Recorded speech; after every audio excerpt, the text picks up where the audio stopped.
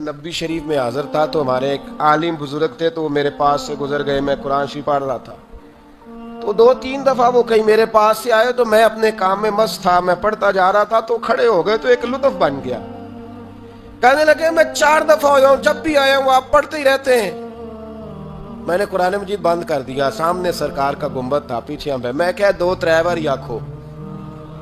कहने लगे क्या मतलब? मैंने लगा एक बार फिर आखो। कहने मैं जदों आया तुसी कुरान शरीफ, मैं क्या मैं एडा चंगा नहीं जी, पर इतने गवाही जरा नोट हो रही है और मेरा दिल कर रहा है। एक दफा फिर कहने लगे मैं जितनी दफा भी आया हूँ आप कुरान पाक ही पढ़ रहे थे। मैं क्या बड़ा ही मैनू मजा आ रहा है, एक बार फिर आके जी। तो 2-4 दफा कहा, तो मैंने कहा कायम रहना इस पे। ये 4-5 लोगों ने सुन लिया है और सामने मेरे मुस्तफा का रोजा है। ये बड़ी सादत है ना कि कोई ये कह दे, ये गवाही दे दे कि क़यामत में अल्लाह मैंने देखा है इसे, ये कुरान पाक पढ़ता था। ये बड़ा मेयार है, इसको मेयार बनाए, इसको स्टेटस बनाए जिंदगी, इसमें थोड़ा दर्जा बुलंद करें। मेरे भाई कुरान पाक एक रूह का रिश्ता है कुरान पाक के साथ, इसको जरा बनाएं, इसको जरा सजाएं। हजरत इमाम शाफी की बात कर रहा था तो एक बात और याद आ गई। फरमाते मेरे इलाके का एक नौजवान था, आलिम फाजिल नहीं था पर नेक बड़ा था, मेरे साथ हज करने आ गया और मुझे वहां जाके पता चला वो भी आया हुआ है। फरमाते हैं वो हज में मैं बड़ी कोशिश करता उससे मिलने की, तो कहता हुजूर क्या हज में बातें करनी, रब रब ना करें, एहराम बांधा हुआ है, बाद में बात करेंगे। फरमाते हैं मौका ही ना देता, जवान था बड़ा परहेजगार। फरमाते हैं वो जब भी दुआ के लिए हाथ उठाता तो कहता या अल्लाह मुझे कब्र में भी नमाज की और कुरान की तौफीक देना। कहा मौला अली एक दिन आके खड़े हो गए, अर्ज करने लगे या रसूलल्लाह जन्नत में नमाज भी होगी कि नहीं? तो हुजूर ने फरमाया अली नमाज की जगह तो ये है, वहां तो अजर मिलेगा नमाज का। तो अर्ज करने लगे हुजूर जहां नमाज नहीं ना होती अली को मजा कोई नहीं आता दिन गुजारने का, नमाज मिलेगी ना वहां। कहाँ जी? अल्लाह ही खैर करे, मैंने बयान ही बड़ा मुश्किल शुरू कर दिया आज। जन्नत में नमाज की तलाश। तो इमाम शाफई फरमाते हैं कि वो ना दुआ मांग रहा था या अल्लाह कब्र में भी तौफीक देना। कब्र मेरे काबू नहीं आता था, मैं बड़ी कोशिश करता जरा बैठे को बातचीत करूं, पर वो निकल जाता और अपनी इबादत में लग जाता। फरमाने लगे एक दिन ना वो हतीम के पास बैठ के कुरान पाक पढ़ रहा था, मैं 2-3 दफा गुजरा तो पढ़ ही रहा था। मैंने कहा आज काबू आ गया है। मैं उसके पीछे बैठ गया और मेरे दिल में ख्याल था कि जितना भी आज पढ़ेगा ना मैंने इसे 2-4 बातें करके ही जाना है। आप फरमाते भी मेरे दिल में ख्याल आया, उसने कुरान मजीद समेटा और मेरी तरफ देख के कहने लगा हुजूर मैं भी आपका इंतजार कर रहा था, आज मेरा भी दिल था आपसे मिलने। कहते मैं खुश हो गया, लेकिन उसने कमाल कर दी, जेब से चंद दिनार निकाले और कहने लगा हुजूर आज जोहर की नमाज के बाद ना मेरा इंतकाल हो जाएगा, तो ये ना पैसे रख लें, कफन खरीद के ना तो मेरा जनाजा पढ़ के तो यहाँ जन्नतुल माला में दफन कर देना। इमाम साहब कहते हैं मैं अगले लफ्ज कहने लगा था कि मुझ पे सख्ता आ गया। कहने लगा हुजूर मेहरबानी कर देंगे आप मेरे इलाके के, तो मैं चुप कर गया। जोहर की नमाज मैंने दोबारा उस जगह पढ़ी तो मेरे साथ सफ में मौजूद था। फर्ज भी इकट्ठे पढ़े, सुन्नतें भी इकट्ठी पढ़ी, नफल पढ़ के जब मैंने तवज्जो की तो वो जमीन पे लेटा हुआ था। मैं करीब जा रहा था तो उसके कलमे की आवाज मेरे कानों में आ रही थी और जब तक मैं उसके पास पहुंचा उसकी रूह परवाज कर गई। अरश फरश्ते बांगा मिलियां, मक्के पै गए शोर, बुल्ले शाह सा नहीं मरना, इतने मर गया ही कोई होर।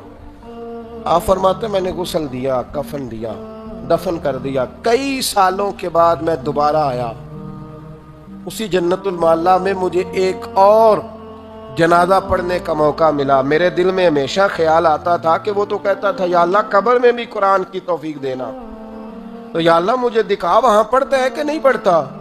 तो इमाम साहब फरमाते हैं मैं वो मेरे दिल में बात थी, अल्लाह ने मौका दिया, मैं दोबारा जनाजे में गया तो जो कब्र खोदी गई वो उसकी कब्र के बिल्कुल साथ थी। अचानक मेरी नजर पड़ी तो कब्र की दीवार गिर गई। लोग परेशान हो गए, कहने लगे आप आलिम अब आप बताएं क्या करना है। तो कहता है मैंने झांक के जरा आगे देखा तो अंदर बैठ के कुरान पाक पढ़ रहा था। तो मेरी तरफ देख के कहने लगा अस्सलामु अलैकुम इमाम साहब, ये दीवार शिवार कोई नहीं गिरी, ये अल्लाह ने आपकी दुआ कबूल कर ली है। आपको पता चल गया ना रब ने मुझे कब्र में भी कुरान पढ़ने की तौफीक अता फरमाई। समझ आ गई ना आपको? فرمانے لگے اب دیوار بند کر دو اور مہربانی کرنا دوسروں کو نہ بلانا. میں ٹھیک ہو گیا, آپ کی دعا قبول ہو گئی. بھائی قرآن پاک سے دلچسپی, شوق پیدا کریں, ذوق.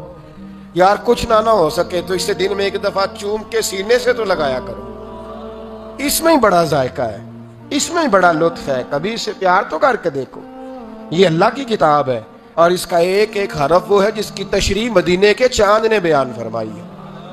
ایک تیسری بات, میرے نبی کریم علیہ السلام نے فرمایا, یہ بخاری مسلم کی حدیث ہے, فرمایا تم میں سے بہترین شخص وہ ہے جسے عہدہ دیا تو جائے پر وہ عہدے پر بیٹھنا پسند نہ کرے. اللہ خیر کرے, یہ بخاری مسلم کی حدیث. عہدہ دیا تو جائے پر وہ عہدے پر بیٹھنا پسند, وہ تم میں سے بہترین آدمی, تم میں سے وہ.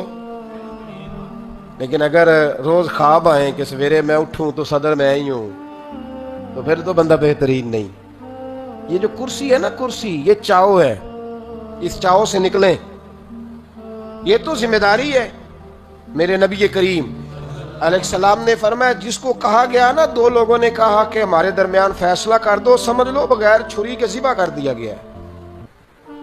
بڑا شوق ہے لوگوں کو پنچایتی بننے کا, چودھری بننے کا, جج بننے کا. نکلیں, یہ خواہشات ختم کریں, یہ اس سے ذرا باہر آئیں. فیصلہ کرانا اور مجھے عہدہ مل جائے اور میں نکل جاؤں, سازشیں کرنا, جدوجہد کرنا, سیاست کرنا, مکاری کرنا. فرمایا بہترین بندہ وہ ہے کہ لوگ عہدہ دیں, مبتلا کیا جائے پر وہ نفرت کرے, وہ پرہیز کرے. حضرت عمر فاروق نے نا حضرت ابو ہریرہ رضی اللہ تعالیٰ عنہ کو بلایا, تو جناب فاروق اعظم رضی اللہ تعالیٰ عنہ بلا کے فرمانے لگے, ابو ہریرہ میرا دل کرتا ہے میں تمہیں فلاں صوبے کا گورنر بنا دوں. تو حضرت ابو ہریرہ فرمانے لگے, کوئی اور بندہ نہیں ملا تھا ذبح کرنے کے لیے؟ مجھے ذبح کرنا تھا, اور کوئی نہیں ملا, میں پورے صوبے کے لوگوں کی ذمہ داری اٹھا لوں, قیامت میں حساب دیتا پھروں. اور نہیں کو ملا آپ کو؟ یہ وہ ابو ہریرہ ہے جنہوں نے ڈائریکٹ میرے رسول پاک سے دین لیا ہے. دین کو جانتے تھے تو معیار دیکھیں کیا ہے بات کا. کہنے لگے عمر اور نہیں کو ملا ذبح کرنے کو؟ تو حضرت عمر فاروق فرمانے لگے, ابو ہریرہ یوں نہ کر یار, حضرت سلیمان بھی تو اللہ کے نبی تھے, انہوں نے بھی تو حکومت قبول کی. تو حضرت ابو ہریرہ فرمانے لگے وہ نبی تھے, معصوم تھے, میں اس مقام پہ نہیں ہوں. اس کی ذمہ داری لگائیں جو یہ کام کر سکتا ہے. ہاں بعض اوقات بعض بزرگوں نے اسے قبول کیا ہے جب انہوں نے سمجھا کہ لوگ ظالم ہیں, ظالم بیٹھ جائیں گے تو حالات خراب ہوں گے, تو وہ آئے, لیکن وہ اس کو پسند نہیں کرتے تھے. حضرت عمر بن عبدالعزیز سے کسی نے کہا کہ اپنے بیٹے کو اپنے بعد حکمران بنا دے, تو فرمانے لگے جن انگاروں پہ میں بیٹھا رہا ہوں جاتی دفعہ بیٹے کو بٹھا جاؤں تاکہ ساری قوم کا بوجھ اٹھائے. یہاں آپ آفر کریں تو صحیح, کسی کو آفر کریں تو صحیح, ہے کوئی انکار کرنے والا؟ سوال ہی نہیں پیدا. یہ ذمہ داری ہے, ایک پھولوں کی سیج نہیں ہے, یہ ذمہ داری ہے. خیر ہمارے ملک میں تو اتنا مسئلہ نہیں حکمران بننا, ہمارے ہاں تو لوگوں نے جھوٹ بولنے کو بھی معاذ اللہ ثواب قرار دے دیا ہے. وہ کہتے ہیں یہ بھی ضروری ہے بڑا لیڈر بننے کے لیے, یہ ضروری ہے, اس کے بغیر بڑا لیڈر کیا تماشا ہے. یعنی اس معیار کے لوگ بھی اتنی بڑی ظالمانہ بات بھی کتنی آسانی سے کر کے گزر جاتے ہیں. یعنی وہ کہتے ہیں جھوٹ بولیں گے تو آپ بڑے بنیں گے نا, ویسے یعنی حد ہو گئی ہے کوئی بات کی, اور قوم ہے کہ اس پہ مزے لے رہی ہے. اللہ تعالیٰ ہمیں سمجھنے کی توفیق عطا فرمائے. اللہ تعالیٰ